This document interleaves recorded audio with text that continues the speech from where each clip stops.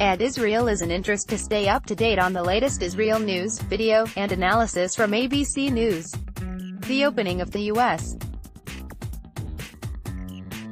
Embassy in Jerusalem attracted more than a dozen Republican members of Congress, 2 billionaire GOP fundraisers and the president's eldest daughter, putting on a display of political muscle and Republican unity rare for the Trump era. Even as it sparked deadly protests in the Mideast, President Donald Trump's decision to relocate the embassy from Tel Aviv to Jerusalem united a cross-section of the GOP. It injected new energy into the evangelical movement, which has long wanted the embassy moved because of the deep religious significance of the area. And it pleased big donors and allowed Trump to claim another campaign promise kept. Above all else, we've shown that the United States of America will do what's right.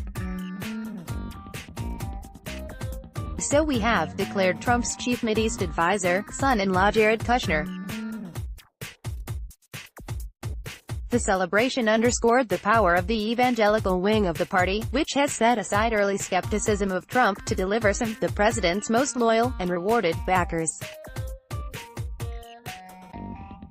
The outpouring of support Tuesday, initiated by a president who isn't steeped in the complex issues, even surprised some of the movement leaders.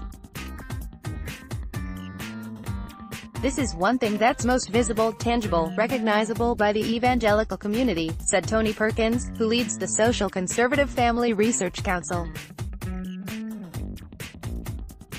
It's actually taken me aback a bit to see just how strongly this is received. At an Israeli Independence Day celebration in Washington, Vice President Mike Pence said Trump had done more to bring the U.S.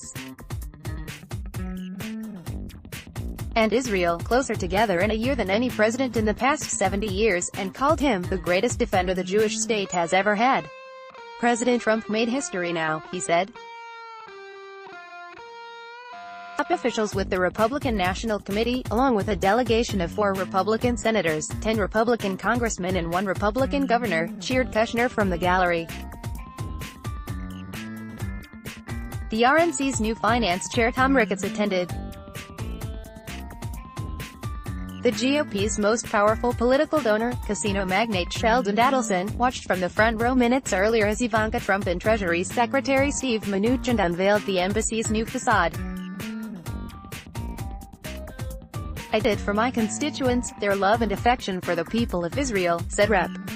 Joe Wilson, RSC, who organized the U.S. delegation's visit.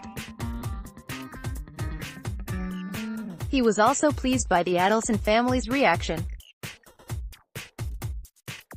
"Just to see their joy was a moment of happiness for me," Wilson said of Adelson, who in recent days donated $30 million to a super PAC focused on helping the House GOP retain its majority this fall. Amid this week's parades and receptions across Israel, however, partisan divisions back home were rising to the surface. Not a single elected Democrat attended the celebration in Israel.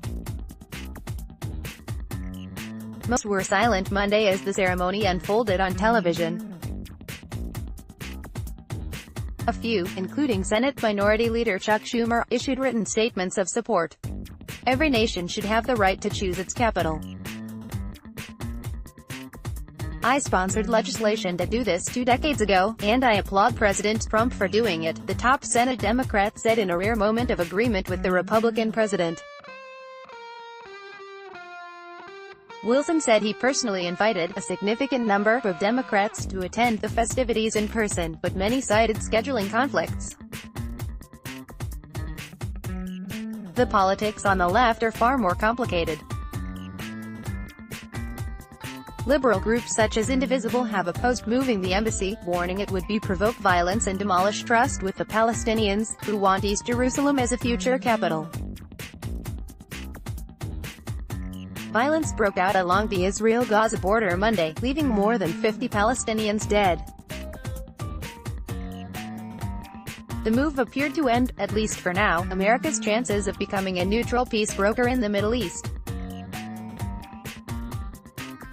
Senator Dianne Feinstein, the Caliph, called the deadly protests in Gaza just heartbreaking. She called on the administration to state its unequivocal support for a 2-state solution and restart negotiations. The location of the embassy is a final status issue that should have been resolved as part of peace negotiations where both sides benefit, not just one side, Feinstein said. Ralph Reed, chairman of the Faith and Freedom Coalition, was among the evangelical leaders invited to the ceremony. He called the absence of Democrats sad. Reed had little to say on Pastor Robert Jeffress, the leader of a Dallas-area Baptist church, who delivered the opening blessing at Monday's ceremony. Jeffress has previously called Islam a cult, called Mormonism a heresy from the pit of hell, and declared Jews can't be saved. His participation drew criticism from one prominent Republican, Utah GOP Senate candidate Mitt Romney, who called the pastor a religious bigot. Jeffress told the Associated Press he believed his comments were taken out of context. "I think it's sad that Mitt feels the need to lash out in anger on such a historic day, but it's not going to overshadow what is happening here," he said. White House spokesman Rod Shaw said he couldn't explain how Jeffress became involved with the event. But he said those views, if they're accurate reflections of what was said, wouldn't be embraced by this White House. Despite the spat, Monday undoubtedly marked a new high point for the Christian conservatives, already pleased with Trump's choice for the Supreme Court. Trump, who rarely speaks about his faith and used to support abortion rights, had not been an obvious ally. Perkins noted that Trump himself was initially confused by the connection between America's evangelicals and Israel. The issue came up during a recent meeting at the White House. He made the comment that in New York, he didn't think that Christians and Jews got along that well, Perkins recalled. But he saw that the evangelicals have a deep appreciation for the Jewish people and for Israel and stand strongly with them. So it's been kind of an educational process for him to understand how important this is to the evangelical community.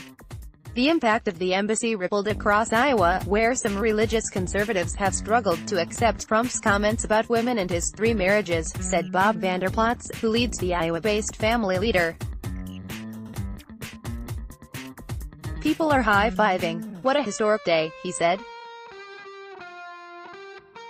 The historic move overshadows any flaws or baggage that Trump may carry that evangelicals are uncomfortable with. In a video address shown at the ceremony's opening, Trump said the U.S. still remains fully committed to pursuing a Mideast peace deal. "It's been a long time coming," Trump said of his decision. He continued, "May there be peace, may God bless this embassy, may God bless all who serve there, and may God bless the United States of America," Peoples reported in New York. AP writers Ann Flaherty, Catherine Lucy, Zeke Miller, Josh Lederman and Jill Colvin in Washington contributed to this report.